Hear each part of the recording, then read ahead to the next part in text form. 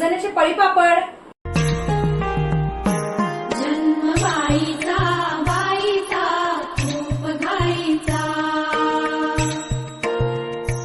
एक आईचा आईचा एक ताईचा. जन्म बाईचा बाईचा खूप घाईचा, एक आईचा आईचा एक ताईचा.